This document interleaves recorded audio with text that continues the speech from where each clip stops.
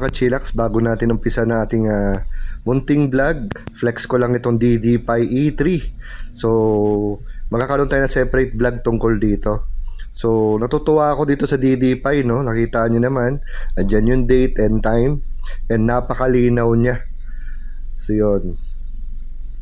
Punta tayo sa Choice Customs, kung saan tayo, papacheck natin yung EGR natin. Kasi nakita naman natin, no, na grabe mag-build up pala yung EGR na yan. So first time ko magpapagawa niyan.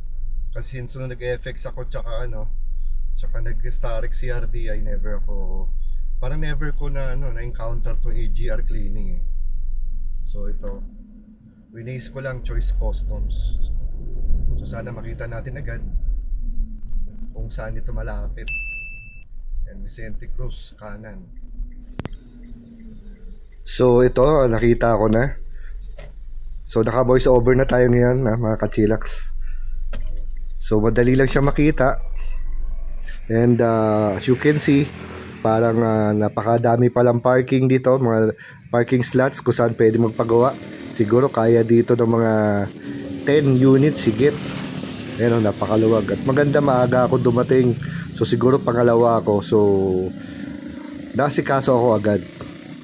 Pero since na EGR cleaning, so ito pala yung address 346 Vicente Cruz, Sampaloc, Manila.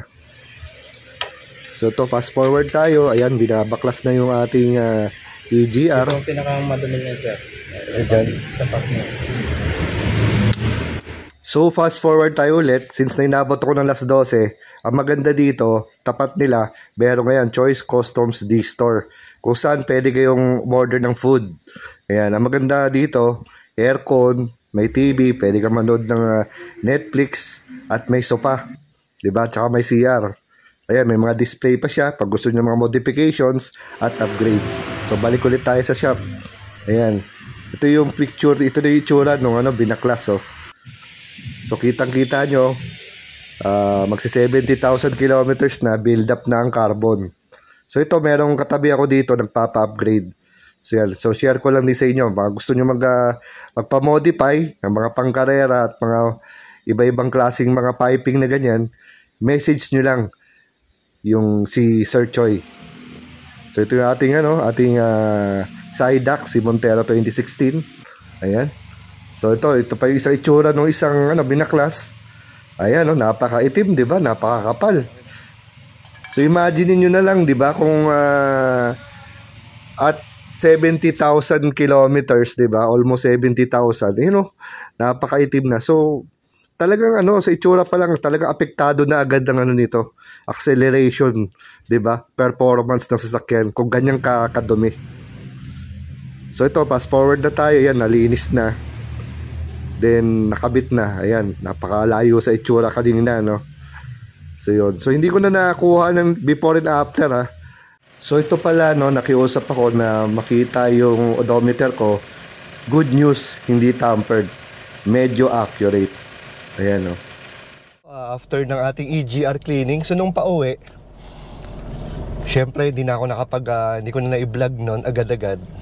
So ito yung parang ilang days after, kasi magba-vlog tayo sa BYD BGC. So ngayon titestingin natin yung pagkakaiba. Ang reading is 68,959. Yan. First EGR cleaning. So bigay ko muna sa inyo yung pakiramdam ko nung nakuha ko to. Sa totoo lang, very hesitant ako kung magpapa-EGR cleaning ako eh. Kasi during nung time nung FX namin, tsaka yung Starix, tsaka yung mga kasamahan ko mismo sa Transpo, wala akong naririnig na na EGR cleaning eh. Wala akong narinig na nagpalinis na EGR. Puro linis ng tambucho tsaka air cleaner lang yung alam ko noon during that time. So ito, share ko lang sa inyo yung kinuwento sa akin ni Sir Choi. Ayan. Yun nga, doon sa yung shop na pinuntahan natin. Kwento niya, yung pala, yung mga sasakyan noong unang panahon, parang, kung pagkaintindi ko, parang wala naman daw wala namang parang mga EGR noon. Kaya yun, Kaya hindi uso magpalinis ng EGR noon. So change oil, air cleaner, yung siguro sa mga exhaust, di ba? Uso dati doon yung sa tambucho, di ba? Hinuhusan para mabawasan ng carbon sa tambucho. So yun, so ngayon talagang dahil napakasela na ng mga sasakyan ngayon at nagdudulot siya ng problema, kaya nauso itong EGR cleaning. Pag mag-ano ka, magsi second gear ka, parang di ko alam kung may ba ang first gear o minsan siyempre dahil sa sobrang ikli, di ba? Parang gano'n.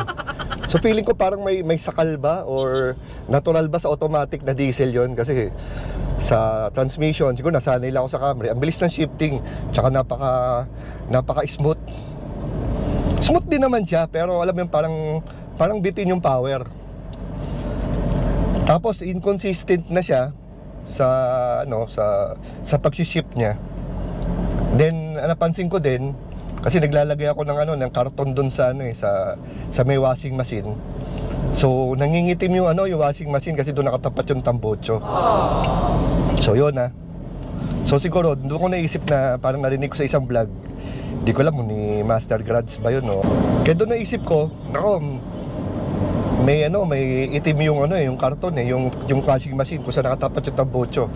Doon na talaga pumasok sa isip ko na ay siguro ito na nga yung kailangan ng EGR, kasi malinis na yung fuel filter, napalitan ko na, tapos yung air cleaner.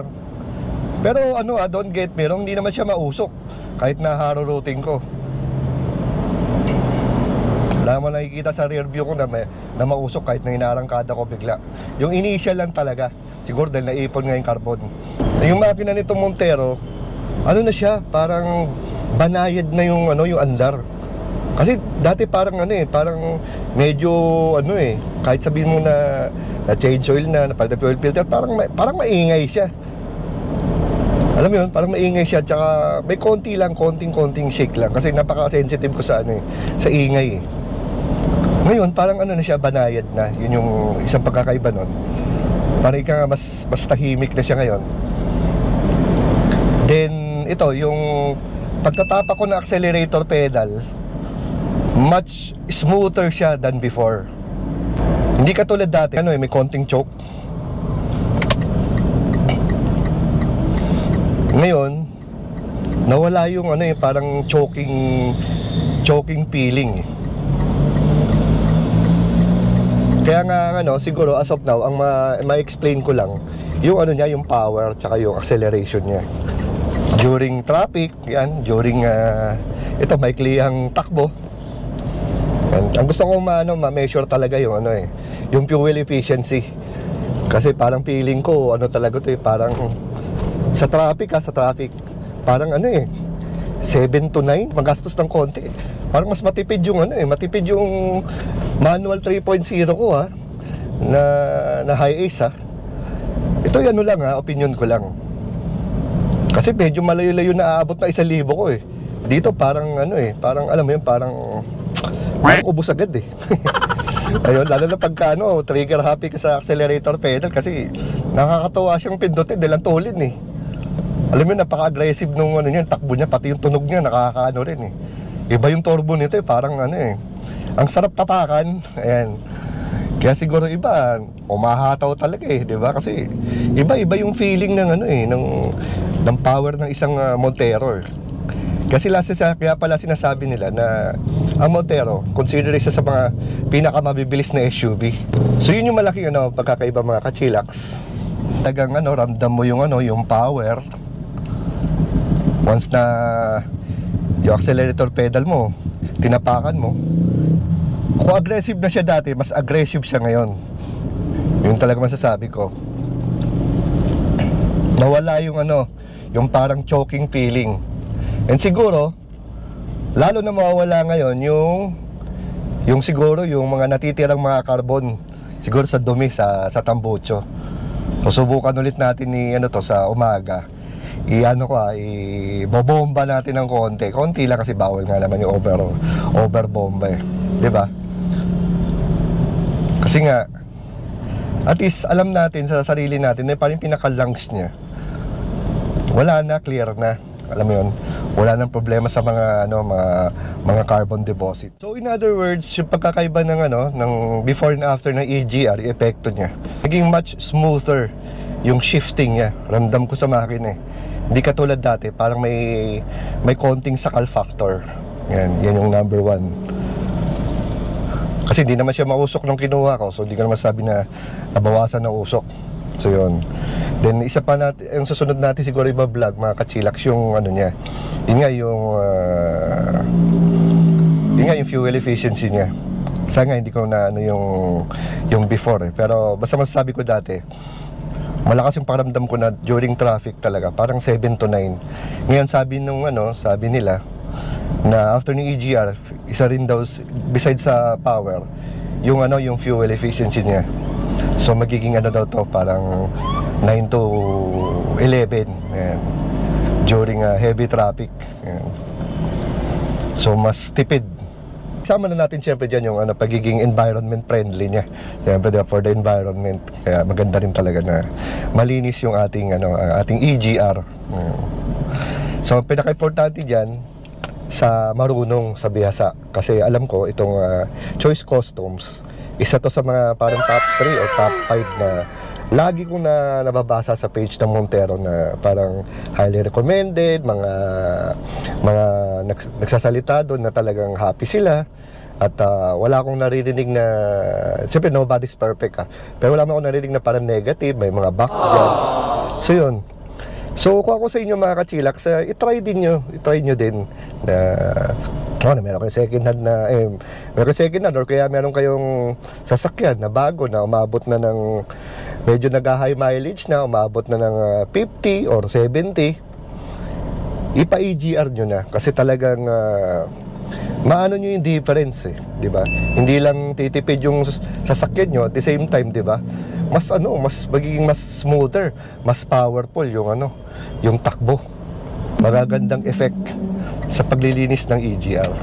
So ito pala sinasabi nila na pagka umahataw ka, pag kumakabig ka, may konting may body roll. Kaya pala iba nagpapalagay ng sway bar. So medyo ramdam ko na parang pag gumaganon ka, parang gumaganon din siya. So yun mga kachilax, sana nagustuhan nyo yung ating mounting content dito sa sa EGR cleaning. So ilalagay ko na lang dyan kung magkano yung nagastos ko. Then kasama rin pala doon pag nagpalinis kasi magbabawas daw yung coolant. So sabay na po yung pagpalit ng coolant. So maganda rin, nadidrain din yung ating lumang coolant, papalitan ng bago. So yung mga kachilax, sana gusto niyo ating munting content dito sa ating diba? Before and after EGR cleaning, and kung how much ang aking nagastos and gaano katagal gawin. So till here, this is Well Esquila. Ride safe and God bless.